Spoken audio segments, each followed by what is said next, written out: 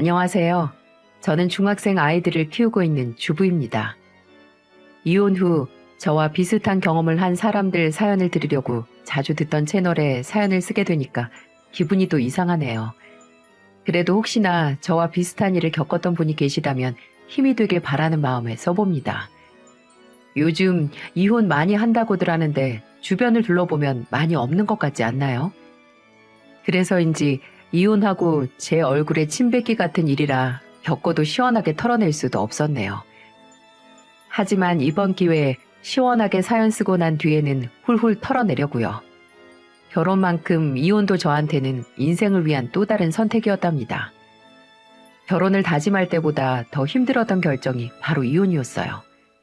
차라리 성격이 안 맞아서 부부싸움이라도 지독하게 했던 사이라면 더 쉬웠을 텐데 저는 남편의 외도로 인해 끝까지 이혼 안 해주겠다며 버텼거든요.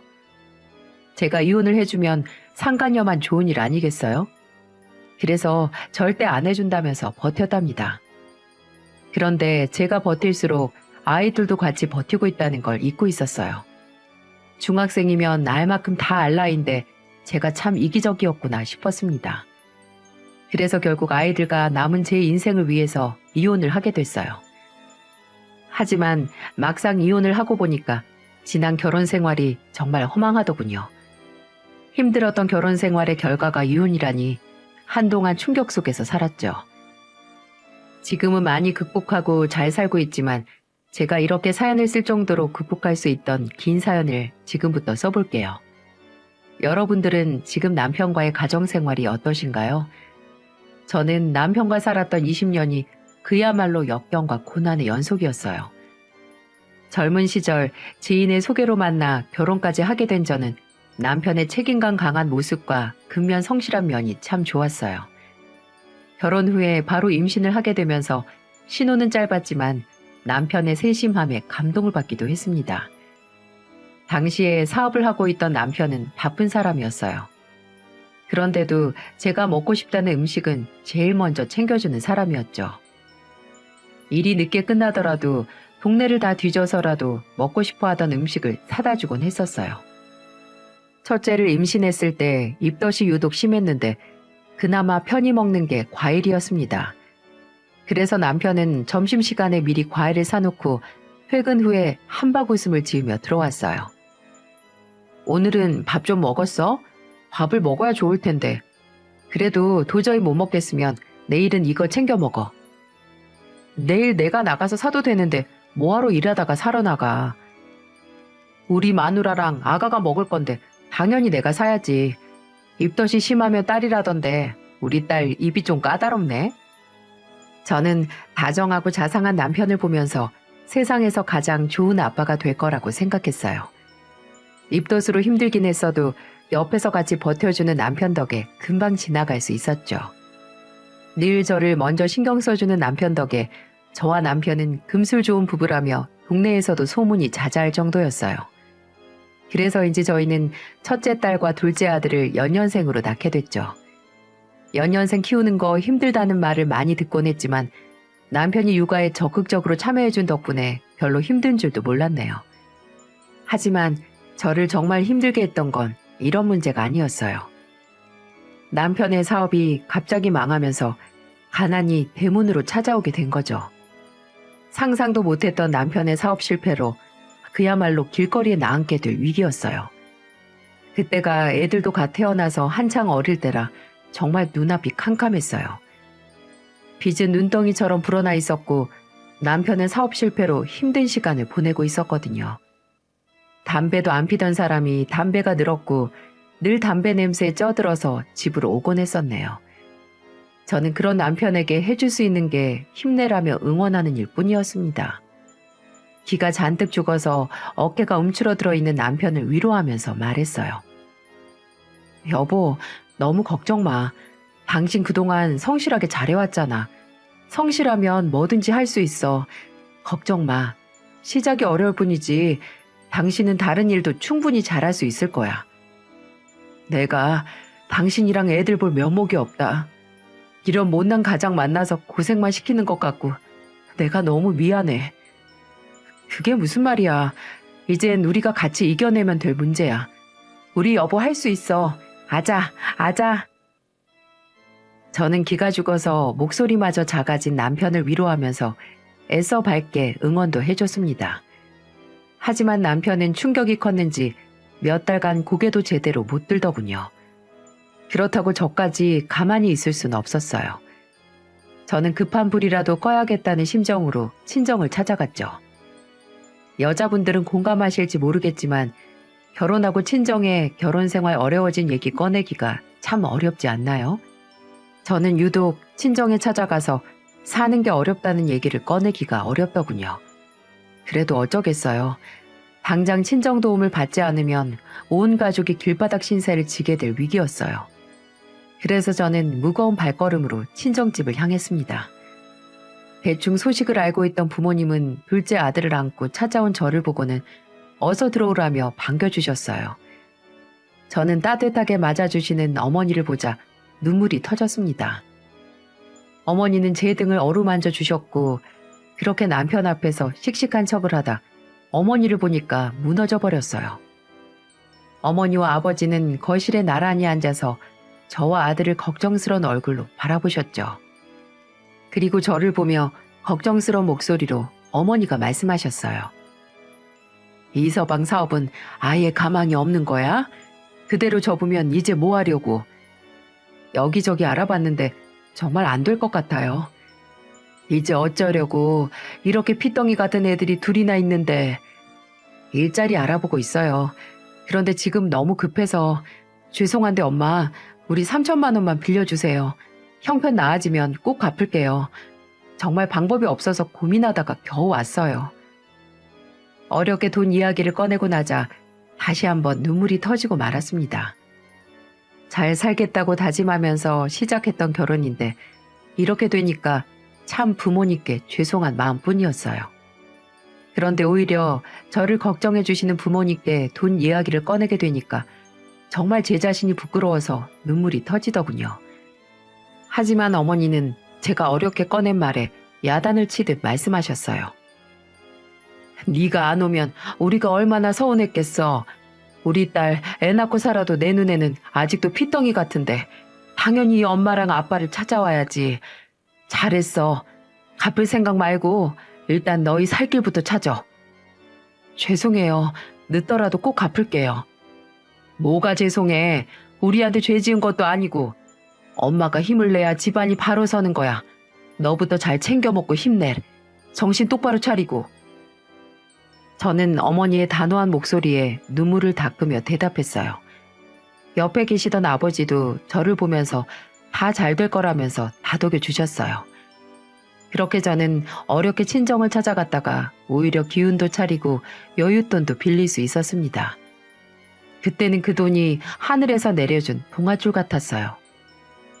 그렇게 남편과 저는 부모님 덕에 새로운 시작을 할 수 있었습니다. 그날 이후 남편은 공사판을 다니며 그야말로 막일을 시작했어요. 사무실에서만 일하던 사람이라 처음에는 요령이 없어서 매일 다치고 오더니 금세 일을 배웠다면서 서서히 자리를 잡아가고 있었어요.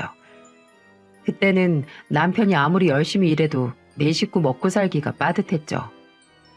그래서 저도 할 수 있는 아르바이트는 다 하고 다녀야만 했어요. 전단지 아르바이트부터 건물 청소까지 아줌마가 하는 아르바이트는 빼놓지 않고 다 했던 것 같아요. 손재주가 좋던 남편은 공사판에서 일을 하다 인테리어 업체에 취업을 해서 일을 하게 됐습니다. 저 시작이라 버리는 작았지만 누구보다 성실하게 그야말로 기술을 배워가고 있었어요. 저는 옆에서 남편이 일에만 집중할 수 있도록 열심히 뒷바라지를 해줬고요. 한번 사업에 실패하면서 은근히 기죽어 있는 남편을 위해서 항상 지갑에 현금이 떨어지는 일도 없게 했죠. 그래서 아침 일찍 일하러 가는 남편을 배웅하면서 늘 이렇게 말했습니다. 여보, 현금 챙겼어? 지갑에 꼭 단돈 10,000원이라도 넣고 다녀. 그래야 사람들이랑 있을 때 커피라도 사주지. 난 괜찮아. 당신이 가지고 있다가 애들 맛있는 거나 사줘. 그 정도 돈은 다 있어. 집안 걱정 말고 이거 넣고 다녀. 남편은 제가 현금을 넣어줄 때마다 거절했는데 제가 억지로 넣어주곤 했어요. 그리고는 남편 옷 매무새를 정돈해주면서 말했죠. 우리 집 가장이 기죽어 있으면 안 되지. 항상 어깨 펴고 다녀. 여보, 정말 고마워. 내가 정말 열심히 해서 호강시켜줄게. 지금도 충분히 호강하고 있어. 그러니까 너무 부담 갖지 말고 몸 조심해. 그 힘들었던 시기를 오로지 남편과 둘이 의지하면서 버텼어요. 예전처럼 넉넉하진 않아도 성실하게 일하는 남편을 보면서 희망을 품을 수 있다는 것만으로도 행복했어요. 그래서 저는 하루에 아르바이트를 2개씩 하면서도 힘든 줄도 몰랐어요. 아무리 손재주가 좋아도 나이 들어서 새로 일을 배우는 건 어렵지 않나요? 이런 생각 때문에 더 남편에게 힘이 돼주고 싶었죠. 그리고 무엇보다도 아이들에게 실패를 무릅쓰고 일어나는 아버지의 모습을 꼭 보여주고 싶었고요. 그래서 항상 아르바이트를 하고 월급이 들어오면 남편의 옷은 꼭 좋은 걸 사줬어요. 밖에서 늘 험한 일 하느라 옷이 늘 땀에 젖던 남편은 옷이 금방 낡곤 했습니다. 아침마다 출근하는 남편의 옷 매무새를 제일 신경 썼어요. 제가 늘 남편 옷을 새로 사올 때마다 남편은 이렇게 말하더군요. 당신 옷이나 사지 왜 내 옷을 샀어? 난 아무거나 입어도 괜찮아. 어차피 금방 낡을 텐데 뭐. 왜 당신이 아무거나 입어? 우리 집 든든한 가장인데 늘 좋은 것만 입어야지. 그래야 금방 또 사장님 소리 듣지. 에이, 그래도 애들 옷이나 사주고 당신 옷이나 사. 생활비도 넉넉하게 못 주는데 뭐하러 내 거 사. 애들도 이제 초등학교 고학년쯤 됐다고 내가 사준 옷 안 입네요. 벌써 자기들이 골라 입는 나이야. 그러니까 당신이라도 내가 사다 주는 옷 잘 입어. 남편은 제 말에 멋쩍은 듯 웃으며 거울을 비춰봤어요.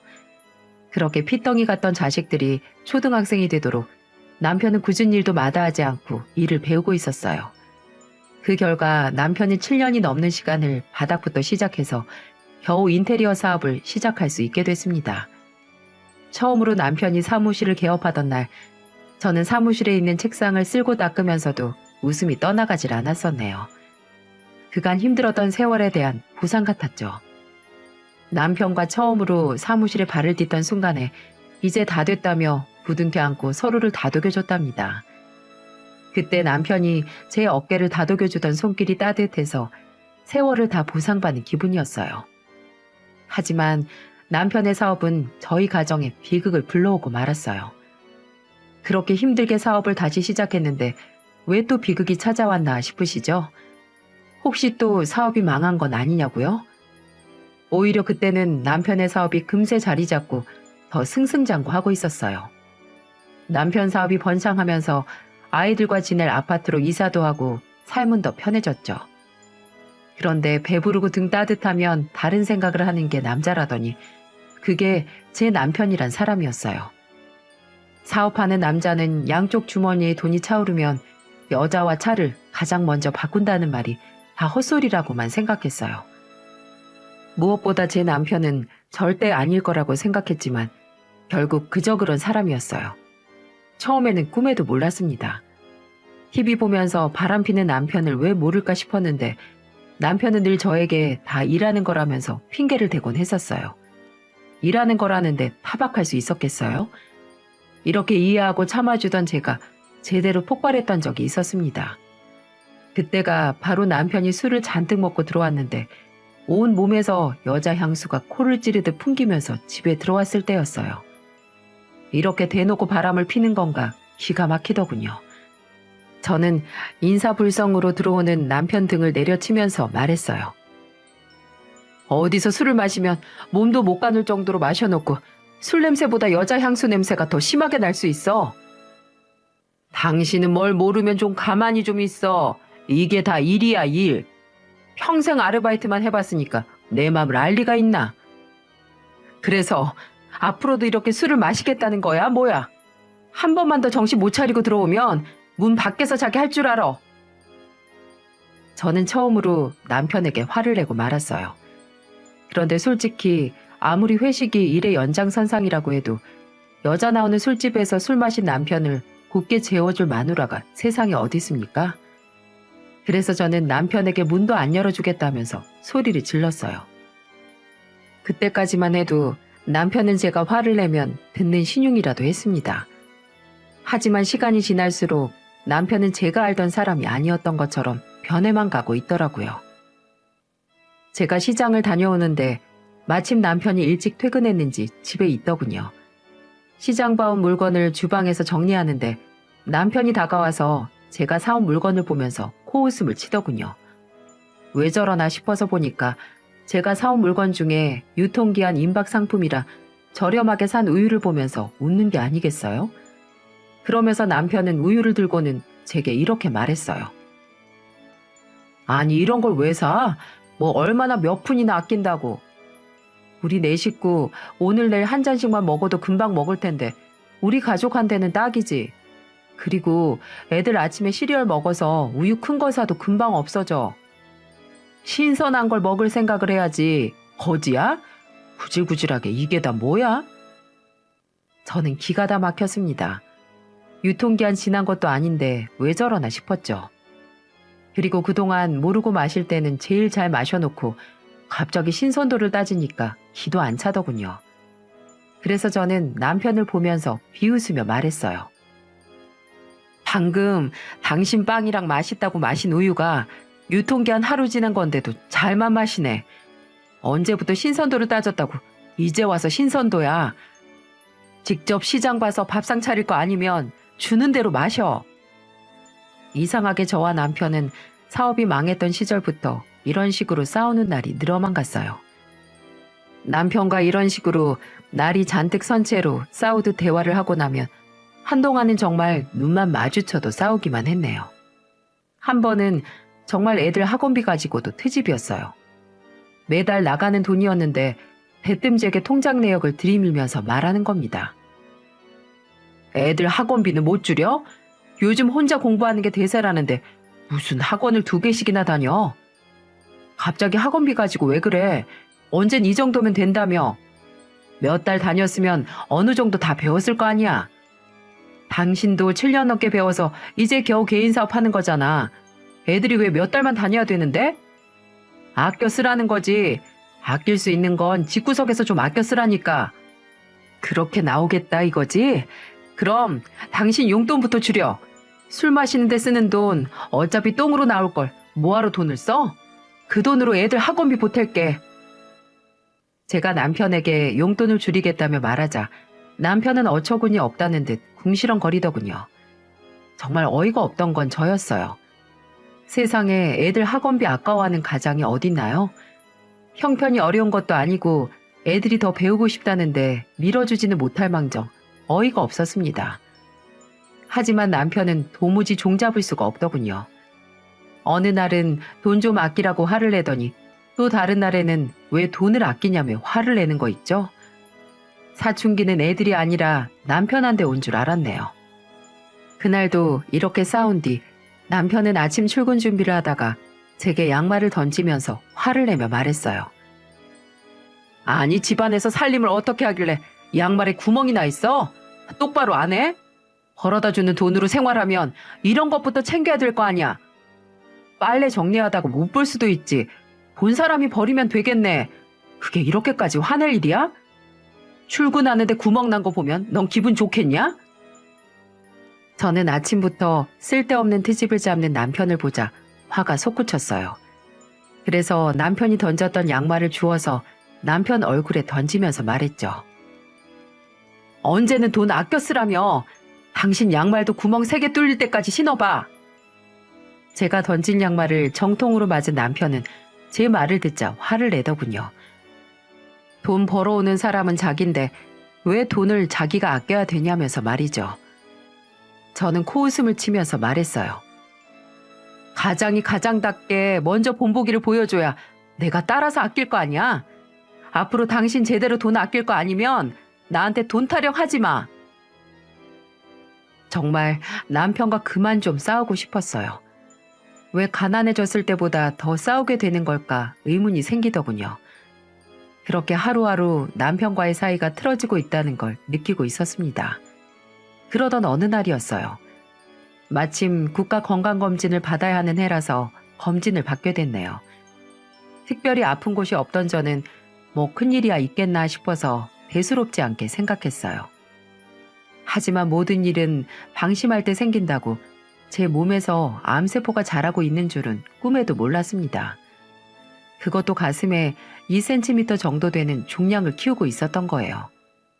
불행 중 다행이라고 해야 되나 싶었던 건 유방암 2기 때 발견돼서 수술만 하면 생존율이 높다는 거였습니다.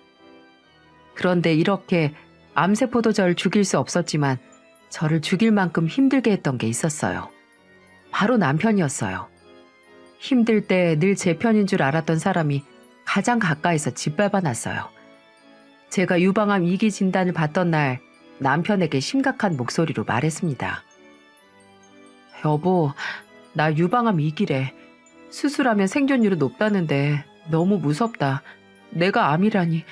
생각해 본 적도 없었던 일이 벌어지니까 너무 무서워.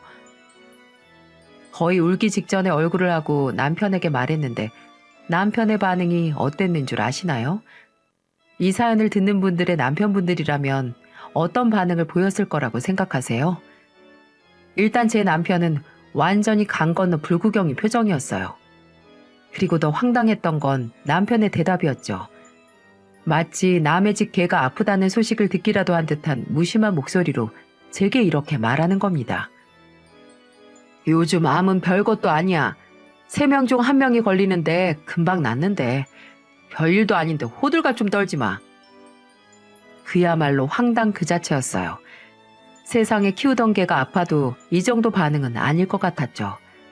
옆에 있던 아들도 남편을 보면서 이렇게 말할 정도였어요. 아빠는 엄마가 암이라는데 아무렇지도 않아? 무슨 남일처럼 말하네. 다 엄살이야. 요즘 암도 금방 고쳐. 듣고 있던 자식들도 기가 찰 소리를 하고 있는데 제가 속이 안 터졌겠어요? 정말 어이가 없더라고요. 그래서 저는 남편을 보면서 실망한 목소리로 말했죠. 당신도 꼭 그 별거 아닌 암에 걸려봐. 금방 낫는다며? 남편을 노려보면서 쏘아붙이듯이 말했어요. 그런데 그런 제 말에도 남편은 눈 하나 깜짝 않고 오히려 저를 비웃는 겁니다. 진짜 한 입을 덮고 살던 제 남편이 맞나 싶었어요. 15년이 넘도록 헌신하며 같이 산 부인한테 정말 이럴 수 있는 건가 싶더라고요. 그러다가 제가 암 수술하는 하루 전날 사건이 터지고 말았어요. 그것도 사건을 만든 장본인은 남편이었어요. 정말 금수만도 못한 뻔뻔한 얼굴로 저한테 말하더군요. 제 귀로 듣고도 믿지 못할 황당한 소리를 절 보면서 남편은 말했습니다. 나 여자 생겼어. 그동안 당신이 가정을 위해서 노력했던 거 다 알아. 그 세월 위자료로 다 보상할게. 정말 무슨 미친 소리 아닌가요? 저는 제 2 귀로 듣고도 귀를 의심할 정도였어요. 순간적으로 너무 화가 나서 남편의 뺨을 치며 말했죠. 네가 인간이야? 야, 니까짓 게 어떻게 이럴 수가 있어? 그래서 내가 다 보상한다고 했잖아. 이 무식한 여편네가 손부터 올라가네.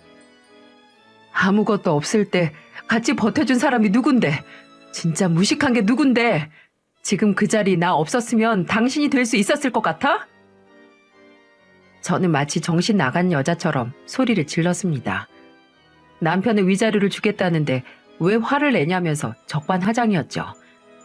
이런 놈을 사람처럼 살게 하겠다고 애쓰던 세월이 다 야속했답니다. 정말 암세포는 절 죽이지 못했지만 남편이 저를 죽여버리는 기분이었어요. 저는 남편을 똑바로 보면서 말했습니다. 나는 절대 이혼 못해줘. 누구 좋으라고 내가 순순히 비킬 것 같아? 당신이나 정신 차려. 내가 평생 저주할 거야. 제가 절대 이혼 못하겠다고 호통을 치자 남편은 배째라는 식으로 나오더군요. 게다가 암에 걸린 걸 알자마자 저렇게 말하니까 더 화가 났습니다. 이거야말로 쓸모 없어져서 버리는 격 아닌가요? 진짜로 하늘에 신이 있다면 저놈과 상간녀에게 더 큰 벌을 내리길 바랬습니다. 그렇게 저는 참담한 심정으로 수술 당일이 되고 말았어요. 그날은 정말 수술하기도 전에 몸과 마음이 만신창이가 된 기분이었죠. 그래도 제가 힘을 낼 수 있었던 건 아이들과 어머니 덕분이었어요. 수술 당일 어머니가 옆을 지켜주셨어요. 차마 어머니에게는 남편과 있었던 일을 털어놓을 수도 없었죠. 하지만 이런 제 마음과 달리 남편은 더 뻔뻔한 사람이더군요. 수술 전날부터 사람 속을 뒤집어 놓더니 수술 당일까지 병원으로 찾아온 거예요. 처음에는 그래도 걱정하는 마음으로 온 줄 알았습니다. 하지만 이런 제 일말의 기대마저 짓밟은 남편은 장모님이 옆에 있는데도 뻔뻔하게 상간녀까지 대동해서 나타났더군요. 정말 어처구니가 없었습니다. 어머니도 이게 무슨 상황인지 어안이 벙벙한 채로 서 있었죠. 어머니와 제가 어안이 벙벙했던 이유는 남편의 상간녀가 남편 사무실에서 일하던 여직원이었기 때문이었어요. 게다가 7살이나 어렸던 직원과 바람이 났다니 어처구니가 없었죠. 정말 너무도 뻔뻔했던 남편은 상간녀 어깨에 손을 올리면서 저를 보고 말했습니다. 너보다 건강하고 예쁘지? 이렇게 꼭 보여줘야 이혼할 거야? 네가 인간이니? 난 죽는 한이 있어도 절대 순순히 이혼 못해. 평생 상간녀 딱지 붙이고 어린애 데리고 살아보던지. 둘이 찌지고 볶고 알아서들 해. 저는 끝까지 절대 이혼 안 하겠다고 버텼고 옆에 있던 어머니는 저와 남편의 대화를 듣고 놀란 표정을 짓고 계셨어요. 그리고 어머니도 상황 파악이 됐는지 남편을 보면서 화를 내면서 호통을 치셨습니다. 뭐? 내 딸이 자네 힘들 때 어떻게 했는데 이제 와서 이렇게 뒤통수를 쳐도 유분수지. 아, 그래서 위자료 준다잖아요. 어차피 다 돈 벌자고 한 일이니까 위자료 잘 쳐준다는데 왜 그러세요? 남편은 어머니에게도 적반하장으로 소리치며 말했어요. 더 이상 뻔뻔한 면상을 지켜볼 수 없었던 저는 옆에 있던 곽티슈를 던지면서 말했습니다. 나가! 당신 뜻대로 될 일 절대 하나도 없으니까 당장 여기서 나가! 저는 악을 쓰며 소리를 질렀어요. 어머니는 저를 안아주며 진정하라고 다독여 주셨지만 놀란 심장을 쉽게 가라앉히지 못했습니다. 그날 저는 혈압을 여러 번 체크한 후에야 수술대에 오를 수 있었어요. 그날 저는 수술대에 오르면서도 속으로 기도했어요. 저는 꼭 건강해져서 저 두 년놈들에게 복수하고 싶은 마음뿐이었죠. 그렇게 큰 혼란 속에 겨우 수술을 받게 됐습니다. 다행히도 수술은 성공적으로 끝날 수 있었어요. 하지만 수술은 성공적으로 끝났지만 남편과의 이혼 전쟁은 끝나지 않았어요. 수술 당일에도 찾아와서 속을 뒤집어 놓던 사람이 제가 수술 후 회복 기간이라고 사정 봐가며 찾아왔겠어요? 게다가 애들까지 있는데도 뻔뻔하게 말하더군요. 아빠라는 인간이 세상에 애들이 있는데 한다는 말이 정말 기가 찰 정도였어요. 한창 사춘기를 겪고 있는 애들이 둘이나 있는데 남편은 저를 보면서 말하더군요. 당신 수술도 잘 됐는데 이제 살만하잖아. 깔끔하게 이혼하고 당신도 나도 새 인생 새 출발하자. 난 아픈 여자랑 못 살아. 당신 정말 미쳤구나. 지금 애들 앞에서 뭐 하는 짓이야. 저는 남편이 제게 이혼을 요구하는 것도 화가 났지만 옆에 아들과 딸이 떡하니 있는데 이런 식으로 나오니까 기가 막힐 정도였어요. 게다가 아들은 이미 남편을 벌레 보듯 하는 표정으로 쳐다보다가 화를 내면서 말했습니다. 엄마 수술 끝난 지 얼마나 지났다고 지금 그런 말을 해. 그때 엄마 암인 거 알고 수술해야 된다고 했을 때도 남일처럼 말하는 것도 어이가 없었는데 지금 이러는 것도 진짜 이해가 안 가.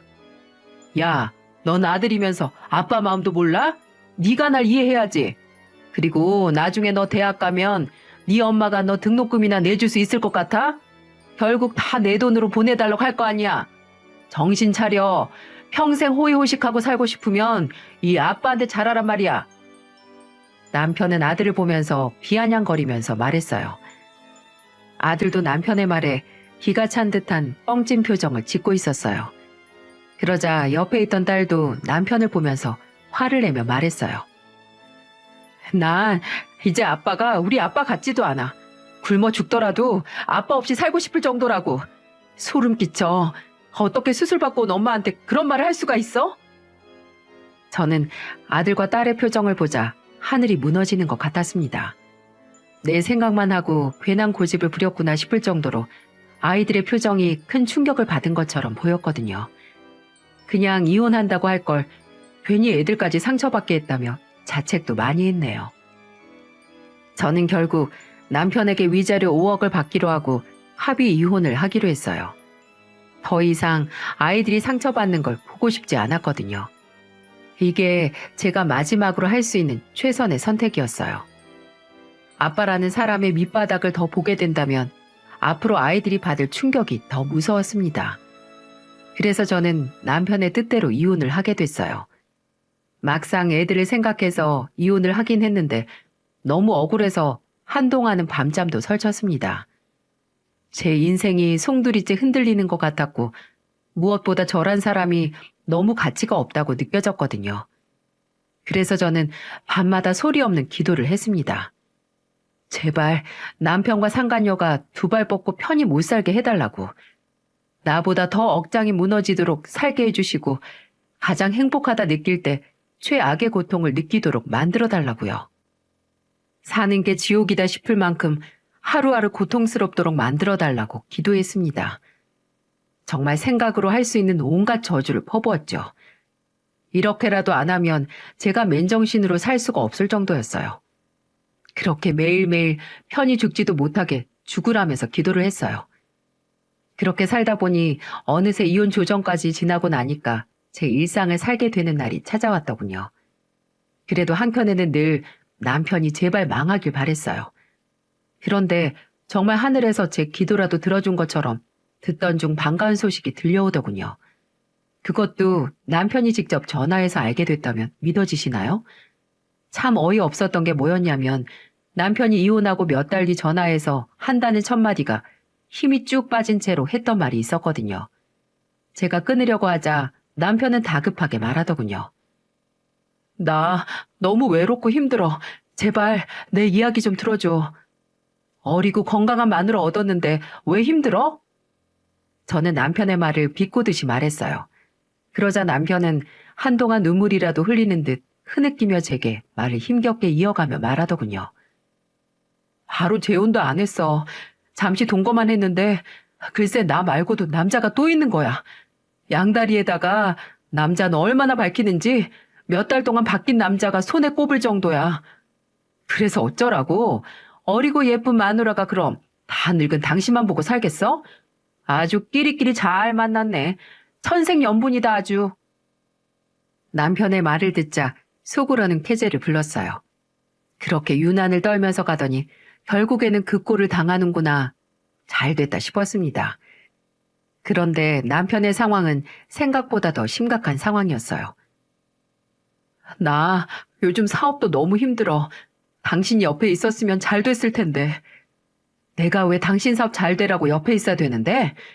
암 걸려서 힘들어하는 마누라 버리고 어린 여자랑 놀아날 땐 내가 없어도 됐는데 이제야 내가 있어야 된다고? 당신은 대체 무슨 생각으로 사는 거야? 그 당시 남편에게 전화가 걸려왔을 때는 사업은 이미 망하기 직전이었어요. 인테리어 공사를 하던 남편은 작업했던 곳에서 계속 하자 접수가 물밀듯이 밀려오고 있었어요. 그러다 보니까 누가 남편 회사에 인테리어를 맡기고 싶었겠어요? 결국 입소문으로 대박났던 남편은 하자로 인해 안 좋은 소문이 퍼지기 시작하자 사업이 기울어지기 시작한 거죠. 원래 나쁜 소문이 천리 밖에까지 소문나는 게 더 빠르다는 걸 그제야 알게 된 거예요. 하지만 남편 인생의 악재는 이게 끝이 아니었어요. 남편은 그동안 얼마나 사업이 망했는지 말해주다가 힘든 시기에 제 생각을 하면서 술을 많이 마셨다며 말했어요. 그동안 힘들어서 당신한테 연락해보고 싶었는데 차마 못했어. 그래서 술로 하루하루 버티다가 이제야 용기 내서 해본 거야. 무슨 염치로 나한테 전화할 용기를 낸 거야? 나는 당신이 제발 죽었으면 좋겠다고 생각했어. 당신이 인간이면 힘든 순간에 내 생각하면 안 되는 거지. 이제 와서 힘들 때 내 생각이 났다고? 정말 미쳤구나. 내가 진짜 미쳤었나 봐. 나 너무 힘들어서 술 없이는 도저히 살 수가 없었어. 그러다 음주운전까지 하고 사고도 크게 났어. 나 평생 못 걸을 수도 있대. 저는 남편의 말을 듣고 깜짝 놀라고 말았어요. 제가 아무리 저주를 퍼부었다지만 막상 듣고 나니까 놀랄 수밖에 없었죠. 하지만 저는 남편이 괘씸하다고 생각하는 마음이 더 컸습니다. 제가 힘들 때는 저를 버려놓고 이제 와서 제 생각이 났다뇨? 이게 인간이 할 수 있는 생각과 말이라고 생각하시나요? 정말 거머리 같다고 생각할 정도였어요. 그래서 저는 남편에게 당당한 목소리로 말했습니다. 나처럼 늙고 아팠던 사람보다 당신이 선택한 젊고 건강한 상간녀가 더 당신 뒷바라지 잘해줄 거야. 어디 한번 찌지고 볶고 살아봐. 이제는 내가 둘이 평생 살라고 빌어줄게. 여보, 나 한 번만 봐줘. 나 정말 너무 힘들고 당신 생각밖에 안 나서 미칠 것 같아. 그럼 미친 대로 살아. 그거 다 당신 자업자득이야. 나도 당신이 가장 힘들 때 당신 버릴 거야. 다시 만날 가치도 없고 당신 밑바닥 제대로 알았으니까 절대 나타나지 마. 가정 버리고 도망갔던 건 당신이었어. 그리고 애들도 나도 남남이니까 다신 전화하지 마. 저는 애원하며 우는 남편의 말을 더 듣지도 않고 끊어버렸어요. 나중에 들리는 소식으로는 남편은 음주운전 사고로 하반신 마비가 왔다는 말을 듣게 됐습니다. 결국 남편이 선택했던 상간녀는 또 다른 남자를 만나서 남편을 버리고 도망간 것 같더라고요. 남편의 돈 보고 붙은 여잔데 돈도 잃고 건강도 잃은 남편을 그 상간녀가 오래 만날 수 있었겠어요? 이 모든 게 남편의 자업자득인데 누굴 탓하겠어요? 그런데도 이 뻔뻔한 놈은 제가 전화를 매몰차게 끊었는데도 계속해서 전화를 하는 거예요. 정말 이혼할 때도 철면피 같더니 다 알고 혼자 남아도 끝까지 뻔뻔하게 굴더군요. 남편은 전화기 너머로 제게 울먹이면서 말했습니다. 어제 꿈에 애들이 나왔는데 너무 보고 싶다. 한 번만이라도 만나주면 안 될까? 그리고 당신이나 힘들 때 얼마나 든든하게 옆을 지켜줬는지 이제 알았어. 나 반성도 많이 했고 다시는 안 그럴게. 우리 한 번만 합쳐서 살자. 내가 잘할게. 평생 걷지도 못할 텐데 뭘 잘하겠다고? 당신은 나랑 이혼하면서 애들도 버리고 당신 소중하게 생각했던 사람 다 잃은 거야. 평생 당신이 했던 어리석은 선택으로 잃어버린 사람들 그리워하면서 살아. 저는 마지막으로 남편에게 충고하듯 말하고는 전화기를 끊어버렸어요. 그리고 아예 번호를 차단해버렸죠. 다들 제 이혼 사연을 들으면 전 남편 놈 심리도 못 가서 발병 난 거라면서 박수를 칠 정도랍니다. 남자가 눈이 돌면 집안에 비단을 모셔놓고도 밖에 있는 삼배를 집어든다고 하죠. 저희 어머니는 전 남편 이야기만 나오면 꼭 이렇게 말씀하세요. 집에 있는 게 비단인지도 모르고 밖에서 삼배 죽고 좋아하는 한심한 놈이라면서 혀를 끌끌 차신답니다. 아버지도 그런 놈은 일생에 도움이 안 될 놈이라며 말도 꺼내지 말라고 할 정도예요. 게다가 중학생 딸과 아들도 아빠를 안 찾을 정도라면 그동안 남편이 어떤 놈이었는지 짐작이 가지 않습니까? 믿는 도끼에 발등 제대로 찍힌 제 사연은 여기까지였어요. 부부라는 게 갈라서고 나니까 참 부질없구나 싶더군요. 그래도 제 사연을 듣고 계시는 분들은 부디 늘 집안에서 웃음소리만 나왔으면 좋겠습니다. 제가 겪어보고 나니까 집안이 평안한 게 가장 큰 복인 것 같더라고요. 그래야 밖에서 무슨 일을 해도 힘이 좀 나고 든든한 기운을 받는 느낌이 드는 것 같습니다. 그래서 저는 애들 생각해서라도 꿋꿋하게 살아내고 있어요. 아빠 몫까지 든든하게 있어주려고 노력 중이랍니다. 여러분들은 꼭 하루하루가 행복하셨으면 좋겠네요. 제 긴 사연에 공감하며 들어주신 많은 분들 감사드립니다. 항상 여러분의 가정에 행운이 깃들길 바랄게요.